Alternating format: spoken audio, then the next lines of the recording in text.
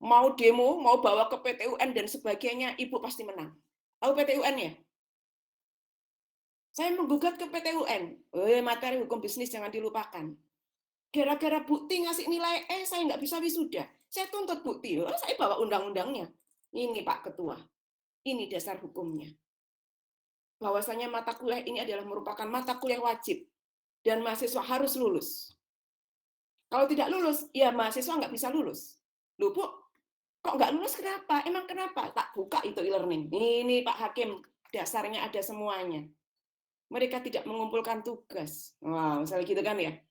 Mereka pasif. Diajak interaksi, nggak interaksi, dan sebagainya. Saya harus ngasih nilai berapa? Coba kalau Pak Hakim sendiri ngasih nilai berapa? Belum lagi tuh mahasiswa jadi buronan saya. Wah, misalnya begitu. Ya, nah, semangat ya. Ya, tapi bukan berarti yang penting lulus nilainya A. Wah, kalau begitu mau cara apapun bisa, mau nyontek pun bisa. Tapi kan nggak seperti itu. Ya. Jadi mata kuliah kewarganegaraan ini adalah merupakan mata kuliah yang diatur secara khusus oleh undang-undang. Ya. Dan pemerintah negeri ini memberikan harapan yang cukup besar dari mata kuliah ini, gitu loh. Kita menginginkan terbentuknya SDM-SDM yang kompeten, profesional, ahli di bidangnya, tetapi tidak gersang nilai-nilai nasionalismenya, cinta tanah airnya, bela negaranya, begitu loh. Nah, disitulah keberadaan nilai Pancasila dan kewarganegaraan itu ngisi di situ. Mata kuliah ini akan menjadi ruh, gitu ya. Tahu ya ruhnya ya? Ruh, menjadi nyawa. Dan itu masuk dalam sistem perkuliahan kita. Kita menginginkan misalnya mahasiswa desainer grafis, gitu ya. Tapi desainer grafisnya itu yang cinta tanah air banget, gitu. Yang jiwa nasionalismenya tinggi. Punya semangat bela negara. Kan enak, toh? Di sisi lain, ada mahasiswa kedokteran, ada mahasiswa hukum dan sebagainya. Nah, seperti itu. Jangan sampai terlahir siswa-siswa didik gitu ya, yang mahir, kompeten di bidangnya, tapi ternyata nggak punya karakter kepribadian Indonesia. Nah, salah satu ciri karakter kepribadian bangsa Indonesia itu apa? Ya harus penuh dengan nilai-nilai perjuangan kan gitu. Halo. Ini Ibu semangat soalnya habis sarapan loh ya. Ya, emang Ibu yang menggebu-gebu. Ya, kalau masalah melihat mahasiswa ini kok gimana sih nggak disiplin gitu. Ya, hari ini nanti dipenuhin ya tugasnya ya. Janji ya. Kalian satu kelas berapa? Maulana berapa kelas? Satu kelas nak? Siap, Bu. Satu kelas berapa kalian jumlahnya? Hah? 20. 20. 20, Bu. 20. Itu tadi Ibu cek 12 siswa itu belum mengumpulkan. Itu siapa saja itu 12 siswa itu ya? Bisa-bisanya itu. Virus tuh nggak cocok nggak ngumpulin tugas itu. Nggak cocok itu. Ya, hukum bisnis bagus kok. Kewarganegaraan kok di awal udah melempem ini. Nadila udah ngumpulin ya? Nadila Doji udah ngumpulin? Hah? Saya udah ngerjain tapi belum dikumpulin, masih di Word. Alasan. Waktu ya. Si Doji itu ya, Nadila Doji itu ternyata gitu ya, nggak disiplin, alasan weh. Kasih tugas seminggu, padahal itu 3 SKS. 3 SKS itu dari jam berapa coba? Jadi jam setengah 8 sampai jam 11 loh. Kalian ngapain? 1 jam aja bisa loh. Iki sing bikin Ibu gemes itu. 1 jam saja loh. 1 jam saja. Masuk ya kalian itu ya. 1 jam selesai loh, nak. Ya. Jadi gini, kan kemarin sudah Ibu jelaskan belum ya? Metode penelitian kita. Penilaian, maaf kok penelitian. Sudah enak ya? Kan ada UTS, nilai harian, dan juga UAS. Gitu toh? Ya, betul? Bobotnya kan sudah hafal semuanya ya, 30%. Nah, harian 30% itu dari apa saja? Tugas salah satunya. Kita itu misalnya ada 18 kali tatap muka. Ibu ngasih misalnya ada 10 tugas atau 12 tugas. Itu bilangan pembaginya nanti sama 12. Kalau kalian 01 aja berpengaruh nggak pada hasilnya? Ya cobalah kalian random aja. Kasih Excel, nyari Excel, kasih isi 8888. Oh, Ibu itu murah ngasih nilai itu. Ya tau nggak pelit toh Ibu. Oh, gampang, misal tak kasih 80 semuanya, 12. Ilangin 1, berapa hasilnya? Ya, 1 kasih 0, berapa? atau 2 atau 3 atau 4. Itu ada yang pernah nilai tugasnya itu 24. 24. Ini kamu nggak lulus. Wah, akhirnya ngelembur. Wih, Bu, nih ya Allah, Bu, tugasnya banyak banget. Ya salah sendiri. Uang 4 jam lo nggak mau ngerjain, kamu kemana aja. Lah itu. Berarti kamu nggak bisa membagi waktu dengan baik. Jangan mengabaikan mata kuliah ini. Mata kuliah yang lain juga jangan gitu loh, Nak. Jadi bagaimana kalian bisa imbang ya, imbang untuk semua mata kuliah itu. Ya, karena semuanya itu pasti memiliki tujuannya masing-masing. Ya, gitu ya, janji ya, yang rajin ya. Halo? Nah, ayo semangat. Kelas kalian ini kelas yang rajin kok. Makanya gimana ini Ibu? Mau ngerekap nilai harian loh. Wah, ini kayaknya harus ceramah dulu satu SKS ini. Oke. Kalian mau dengerin cerita Ibu? Nggak ngantuk? Nggak ya? Ini materi Ibu-Ibu jelaskan mungkin agak cepat sedikit karena kemarin belum Ibu jelaskan, tapi ini penting gitu ya. Ini penting tuh ada di sini, Nak. Jadi supaya kalian tuh tergugah gitu ya. Tahu maksudnya kenapa sih kok harus belajar ini. Udah kelihatan belum? Udah muncul belum, Nak? Sudah ya. Jadi dari sini nanti kalian bisa ngelihat ya di bab pertama tentang pengantar pendidikan kewarganegaraan. Wah, ini nanti diprotes Maulana, ini huruf N-nya kok ada di bawah ini. Ya, biarin. Ya kan? Ya. Jadi kalau kita berbicara latar belakang mengapa kalian tuh kok harus belajar pendidikan kewarganegaraan, padahal bisa jadi kan ini nggak penting banget. Saya lebih penting tuh belajar fotografi, gitu, editing video, belajar apa ya, multimedia atau mungkin bahasa pun bahasa Inggris, nah misalnya seperti itu ya. Sehingga materi-materi kayak bahasa Indonesia, kewarganegaraan, agama itu bisa jadi menurut kalian tuh nggak penting gitu kan ya. Karena apa? Merasa sudah pernah kalian pelajari. Nah, padahal pembelajaran mata kuliah 3 mata kuliah yang Ibu sebutkan tadi itu nggak hanya cukup pernah membaca, nggak hanya cukup pernah mempelajari, tetapi jauh lebih penting dari itu adalah bagian bagaimana pemaknaan dan kalian menerapkannya atau implementasinya. Lah itu loh. Jadi kalau kita berbicara implementasi, semakin ke sini itu semakin mengalami penggerusan nilai-nilai. Benar nggak sih? Benar nggak? Ya kan? Mau dibawa kemana negeri ini? Padahal lagunya tadi loh. Ada bait lagu apa, Nak, yang sekiranya bisa nyentil kalian? Ayo, lagu apa? Biasanya Ibu nungguin lagu itu muncul dulu baru tak tutup tuh. Bangun apa? Bangun pemuda-pemudi toh? Iya. Nah, bangun tuh maksudnya apa? Apa yang penting habis bangun tidur, bangun jalan kaki gitu ya. Bergerak kan enggak. Bangun itu maknanya luas, besar, dalam. Dan ada lengan bajumu sing-singkan untuk negara, gitu kan? Halo? Nah, iya. Itu amanah itu. Lagu nggak hanya sebesar lagu jreng-jreng-jreng diputer buat tarik tambang Panjat Pinang 17 Agustus gitu toh enggak. Kapan-kapan kayak lagu itu harus kita bedah deh. Apa maksudnya ya? Jadi masa depan bangsa ini ada di tanganmu lah tuh. Ya toh? Ada di tanganmu. Nah, coba sekarang kita lihat ini. Perjalanan sejarah bangsa itu kita bagi 3 ini toh. Era selama sebelum, selama penjajahan, era kedua perebutan dan mempertahankan kemerdekaan, dan era 3 pengisian kemerdekaan. Nah, coba nak perhatikan ya. Kalian saat ini berada di era mana? Ayo cepat jawab. Ini Dan kalau kemerdekaan ya, RL3. ya, Misi Bu. iya, ya toh, era pengisian kemerdekaan. Lah ini dikatakan ya bahwa masing-masing era ini menimbulkan kondisi dan tuntutan yang berbeda sesuai dengan zamannya. Nah, kalau gitu ya, disuruh membandingkan, memilih dan sebagainya, enak di era mana? Enak di era ketiga. Ini siapa tadi yang ngomong? Alia. Kenapa Alia? Kok enak ketiga?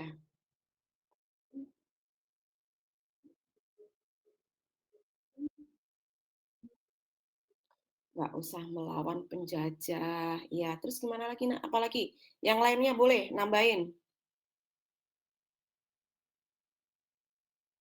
Ya, apalagi Sukri, boleh. Nah, oh, Sukri malah keluar ya. Ayo, kenapa kok lebih enak sekarang? Semuanya sepakat enak sekarang ya? Halo? Iya, Bu. Iya, Bu. Ayo, fokus ke sini, Nak. Ayo, jangan mendua. Ayo, Ibu ngajak ngobrol kalian. Kenapa? Apakah hanya itu aja? Nggak ngadepin penjajah, gitu. Bener ya? Jadi enak toh, seenak-enaknya ya. Mau tidur jam berapapun bebas. Mau ngegame jam berapapun oke. Mau kongko-kongko apa bebas. Gitu ya? Bener nggak sih? Nggak kayak sekarang ini misalnya di sana, di Palestina atau di Ukraina saat ini. Nggak bisa sebebas itu kan? Ya kan? Nah, tapi pertanyaannya, apakah memang musuh itu nggak ada saat ini? Masih, Bu. Ada, Bu. Masih. Oke, musuhnya apa, Nak? Ya sebenarnya nggak cuma bentuk fisik doang, kayak perang zaman dulu bisa itu ideologi atau ekonomi sih kalau menurut saya. Oh, begitu ya. Jadi ada ideologi. Ini siapa yang jawab nih? Suara siapa, Nak? Ini kalau Maulana kebanyakan. tadi. Wis, Maulana. Maulana. Nah, ya Maulana. Jadi ada ideologi, ada ekonomi, terus apa lagi? Aspek apa lagi nih? Sosial ada nggak musuhnya, ancamannya? Ada nggak? Ada, Bu. Ada. Ada. Budaya? Ada budaya? Ada, Bu, ada. Hankap? Hankap? Ada? Ada, Bu. Udah. Ya kan? Loh, kira-kira loh ya, itu benar ya mengamini ya, bahwasanya saat ini pun kita juga menghadapi musuh itu ya? Ya toh? Bentuknya gimana? Fisik atau non fisik? Kebanyakan Fisik, non Bu. sekarang. Bentuknya non fisik. Kira-kira lebih berat mana perjuangan menghadapi musuh fisik dan non fisik? Non fisik, Bu. Non, Dua-duanya berat. dua-duanya berat. Tapi kalau Ibu tanya lebih berat mana? Non fisik, Bu. Lebih berat mana? Fisik atau non fisik? Non, Bu, non. Kenapa? Karena nggak pasti gitu, Bu. Agak samar. Nggak pasti. Nggak pastinya kenapa, Nak?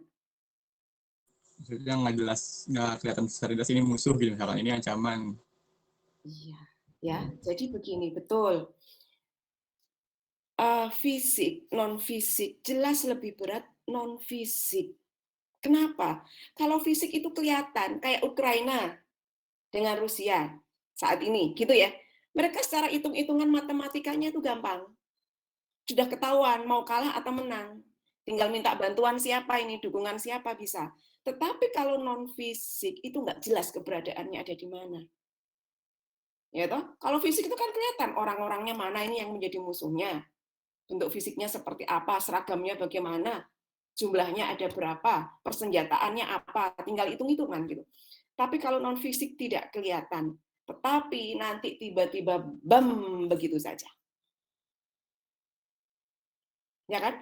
Bahkan Bung Karno kan mengatakan bahwasanya perjuangan saya saat ini nggak ada apa-apanya, lebih berat perjuangan kalian nanti. Karena apa? Yang kalian hadapi adalah bangsa kalian sendiri dan itu ternyata terbukti. Benar nggak? Jadi selain ada konflik gitu ya, antar konflik tanda kutip dengan bangsa kita sendiri, kita pun juga menghadapi bangsa luar. Dan apalagi kita saat ini berada di era globalisasi. Nah, ketika ngerti kondisinya seperti ini, bahwa musuh itu masih ada, perlu berjuang nggak? Perlu, Bu. Perlu. Lah, berjuang itu perlu strategi nggak? Perlu. Perlu senjata nggak? Perlu. Lah, kalian sudah punya.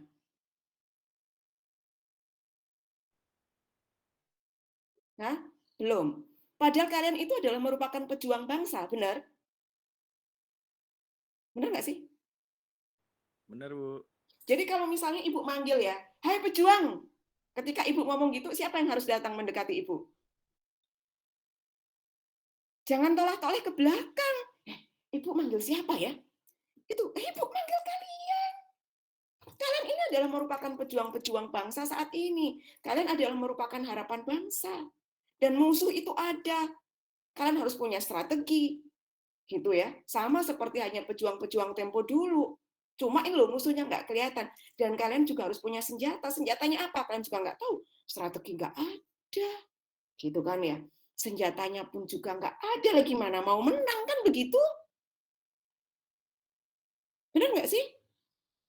Ya, kalau dulu ketika era 1, ya sebelum, selama, dan perebutan kemerdekaan juga mempertahankan, itu kita memiliki satu tuntutan yang sama. Ya, Sabang sampai Merauke ketika ditanyakan apa yang kalian apa yang kalian inginkan? Ya merdeka atau mati, begitu kan? Benar nggak sih? Semuanya seperti itu. Jadi yang namanya kepentingan individu, pribadi, atau golongan, itu nomor sekian. Yang diutamakan adalah kepentingan bangsa dan negara. Bahkan nyawa itu menjadi taruhannya. Ya kan? Nah, kalau saat ini, Ibu tanyakan, tujuan kalian apa dalam hidup berbangsa dan bernegara ini? Ayo, apa jawabannya? Sama atau berbeda? Kira-kira? Beda, Bu. Berbeda-beda. Jelas ya, Nak ya. Karena berbeda-beda, maka derap langkah, sikap, nilai-nilai, semangat juga berbeda. Kan begitu. Ya toh? Tapi berbeda dengan era ini. Karena tujuannya itu sama, maka derap, langkah, semangat, nilai-nilai yang hidup di masyarakat itu sama. Orientasinya adalah untuk bangsa dan negara. Loh, itu loh. Ya. Sampai di sini kira-kira sudah tahu ya mau dibawa kemana ini arah pembelajaran kewarganegaraan ini. Nggak tahu ya, Nak ya. Harus semangat loh ya. Ingat sekali lagi, kalian tuh harapan bangsa. Salah satu latihannya tuh disiplin. Ini aneh ya. Jadi disiplin tuh kalau negara lain itu sudah menjadi etos budaya kerja, tapi Indonesia kok yo masih angel ya. Hari gini gitu loh. Ya tolak ukurnya gampang tuh kalau Ibu ngumpulin tugas itu aja. Ya toh, ada 4 jam. Terus kita ada 7 hari menuju pertemuan selanjutnya. Kok yo masih kosong. Ya. Nah, kalau kita berbicara tentang perjalanan gitu dan juga pergerakan sejarah nasional bangsa kita itu kan sampai titik ini ya, Nak. Itu kan dinamikanya sangat luar biasa. Benar ya? Sangat luar biasa gitu. Yang menjadi berkah kita semuanya yang harus kita syukuri adalah sampai hari ini yang namanya NKRI itu tetap tegak utuh berdiri. Benar? Ini kan harus kita syukuri. Karena apa? Negara yang lain itu banyak yang bubar bersamaan dengan masalah yang mereka hadapi. Benar nggak sih? Ya kan? Nah, Rusia itu kan pecahan tuh. Rusia, Ukraina itu dulu saudara itu. Ibaratnya kayak kita Jawa Timur, Jawa Barat gitu kan? Ya nggak sih ya? Ya tak? Dengan Makassar, Sulawesi, saudara itu dulu mereka. Ya tahu di Uni Soviet, tapi akhirnya pecah. Nah, sekarang bisa dilihat. Lah Indonesia coba, secara fisik aja kita itu sudah tercerai-berai. Secara fisik loh, sudah tercerai-berai. Tetapi ternyata, gitu ya, kita tetap bersatu. Itu merupakan berkah tersendiri. Mengapa? Padahal yang namanya masalah tuh banyak banget. Indonesia itu kan 1001 masalah ya, Nak ya. Benar nggak sih? Kemarin ada apa itu yang rame? Sambo. Benar ya? Sambo. Sambo belum kelar apa bacanya bior apa namanya Biorka, Bu, Biorka. Biorka ya. Biorka ya toh Biorka belum kelar sekarang apalagi banyak kan tapi kok itu lo gampang menguap itu kasus Sambo itu mau dibawa kemana gitu ya juga sedih-sedih juga gitu loh ngelihatnya gitu ya dan itu baru satu aspek tuh Belum aspek yang lainnya. Banyak 1001 masalah. Tapi tetap utuh ya. Karena apa? Ini loh nak, kamu mau percaya atau tidak? Karena ini ditanggapi berdasarkan kesamaan nilai-nilai perjuangan bangsa. Coba sebutkan ya, contoh nilai-nilai perjuangan bangsa. Itu yang kita gunakan selama ini untuk menyelesaikan berbagai macam masalah yang ada. Ya. Contohnya apa nak? Tuh kan, nilai-nilai perjuangan bangsa apa?